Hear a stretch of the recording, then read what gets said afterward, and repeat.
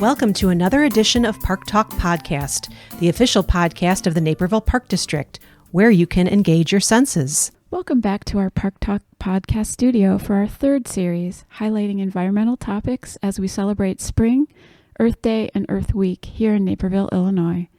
I'm Sue Omenson, Community Development Manager for the Naperville Park District, and I'll be your host for this series. In today's episode, our guest is McKeen, Executive Director of SCARCE, a nonprofit organization in DuPage County that is dedicated to educating the community about recycling, composting, and environmental issues in general.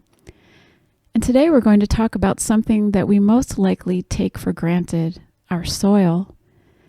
And thanks so much for being here today, Kay. Here in Illinois, we have some of the best soil in the world for farming. What makes this soil unique and what's threatening its health?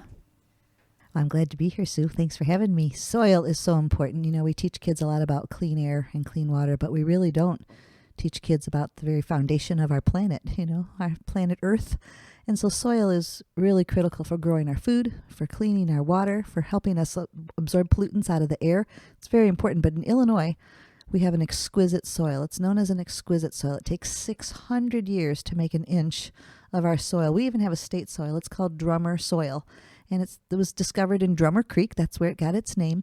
And there are only 20 states that have recognized some of their soils as being very special. And this is truly a special soil. It is filled with microbes. A lot of people don't even know that soil is a living organism. There are so many healthy microbes, like 1 billion microbes in a tablespoon, something like that, or 7 billion. I mean, it's enormous a number of healthy microbes in healthy soil. And when they talk about the sweet smell of soil, the sweet smell of earth, that's because there's a lot of life in our soil. And there are a lot of things hurting our soil right now.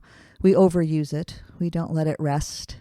We plant plants that are not native on it, so it erodes away, washes away. It doesn't have any deep roots holding it in place.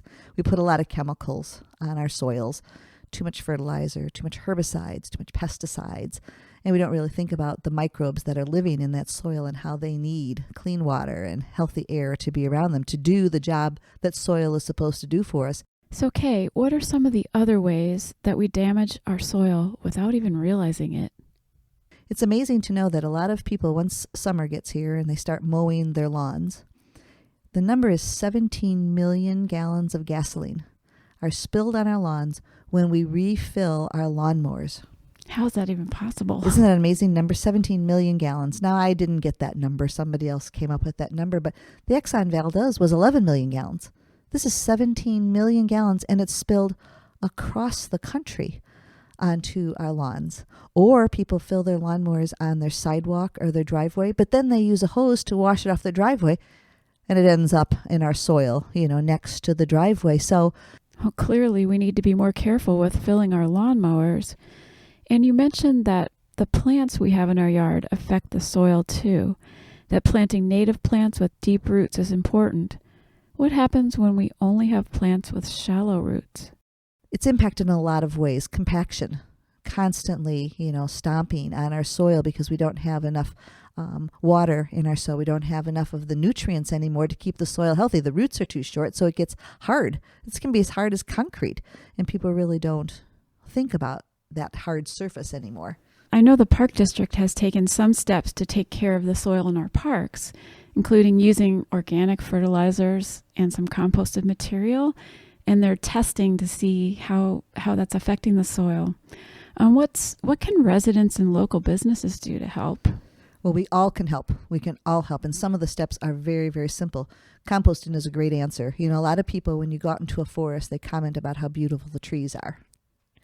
Well, the trees are beautiful because over the winter, leaves and little branches and undergrowth were there. And those nutrients help keep the soil from the freezes and the thaws that are under the trees. So the roots get to develop, the roots get to take in oxygen, the roots get to bring in moisture, deep roots. So we need that kind of duff to be left on our soil. It is like a down blanket. And if we all left the leaves on our soil, you can even mulch them up and make them small, right? Cut them up with a lawnmower. But that gives it a blanket. So the roots don't freeze and thaw through the winter. That way they're ready for the spring. They've been protected. They've had some nutrients all winter long, and they're ready to go in the spring. That would be a simple step, is grind up your leaves with a lawnmower and leave them on your lawn. Whatever doesn't decompose over the winter, you certainly can rake up, put it into your gardens, put it into your compost bin, but give that protection all winter long. If you are going to put oil or gasoline into your lawnmower, put cardboard under it, put kitty litter there so you can kind of scoop up any drips that happen. Be very careful, be very purposeful, and when you're filling your lawnmower that you're not overfilling it and running it onto your soil or your driveway where it'll eventually get into our soil. I think, too, knowing that Kentucky bluegrass is not native to our area, it is never going to like it here. We're too cold, we're too hot, we're too dry, we're too wet. It's never really going to like it here. So clover, more and more people are planting clover. It's good for our pollinators. It puts nitrogen back in the soil without buying chemicals. It doesn't grow too tall, so you're going to mow less. It's actually very, very pretty. It's very sweet smelling. Clover has a very, very sweet smell, which is why it's so great for our pollinators. So we can look at more what nature does. Nature protects the soil all winter long. Nature then has plants that are used to living in our climate. You can't put something here that doesn't really belong here and expect it to thrive. What about composting food scraps and things like that? I am so excited about what's happening in Illinois. Composting your leaves, your twigs, your apple cores, banana peels. How does nature handle what we're going to do with an apple that falls off of a tree? It breaks it down. The moisture goes back in the ground. The nutrients go back in the ground. Yes, maybe a squirrel or a chipmunk chews on it for a little bit, but that's okay. If we think, how does nature handle a problem? That is the best choice that we can make in our own yard. So if you have an area in your backyard that you can have a compost bin, put your coffee grounds and your tea bags with no staples, your apple cores, your banana peels. Take the stickers off those banana peels, no plastic in there. Put your leaves in your twigs and let that cook. Let that cook. Let the microbes be happy. Let the bacteria get real active, and they will make the most nutrient-rich vitamin for your soil that you can have. We're basically mimicking what nature does, just in kind of a confined space. If you put that loose compost then onto your soil, it'll help break up the compacted soil. It'll put nutrients. We know that compost, food scrap amended compost, holds more water, so you'll take less water out of Lake Michigan. You'll save money. That water, the water in the food stays relevant. If you use a garbage disposal, all the good nutrients in that apple core, they go down to the Water Sanitary Treatment Center. You use 8 gallons of water to process just 1 pound of food through a garbage disposal. And a lot of people have to call the plumber a lot because they don't know that it takes about 8 gallons of water. That's a lot of water. That's a tremendous amount of water. The whole world is starting to pay attention to conserving water. So you can get rid of your garbage disposal, get a compost bin in your backyard, put your eggshells out there. My grandmother, she'd make hard-boiled eggs, and then she'd roll it with a rolling pin, and then she'd sprinkle that calcium all over. I'm not sure she knew it was calcium, but she knew that birds in their nests, the eggshells fall down, and then pretty soon the eggshells are gone. And we've put that calcium into our soil. So we can kind of just say, what happens in nature, and let's do it ourselves. It'll save money. It'll save resources. It'll make our soil much healthier. And we reduce our waste. We reduce what we're sending to a landfill. Food scraps are anywhere from 20 to 30% of what we send to a landfill. And it makes methane gas. It makes leachate that we all pay for as taxpayers. The federal government has a goal to reduce the methane gas that's coming out of our landfills by 33% by 2025. That's coming up. That's in 7 years. That would take everybody starting composting right now. So it's pretty simple to compost, but if you look at what nature does, that's what nature does. It puts nutrients back. What about the difference between your composter in your backyard and maybe taking advantage of something like curbside composting that Naperville has now? Naperville is so lucky and so smart. We now have 3 communities in DuPage County that have curbside food scrap composting. And so you get a special bin in Naperville. It's a subscription. You subscribe and you sign up to have this special bin. Coffee grounds, eggshells, tea bags with no staples, chicken bones, all of those things, apple cores, your pumpkins, all can go in there. But also your leaves and your grass clippings.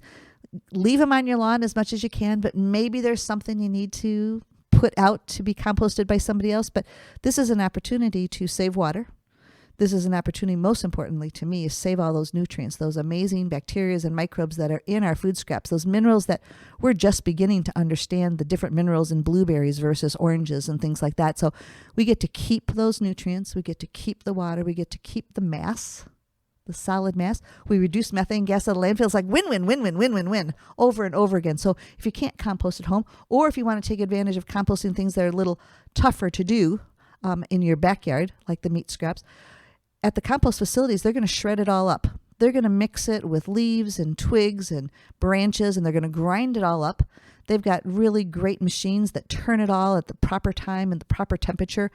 They're going to be able to make it into amazing nutrients that you'll be able to buy at the hardware stores and add to your own vegetable garden. So lucky, Illinois is very lucky. We have now 26 communities with food scrap composting. Renting a curbside compost bin is an additional cost for residents.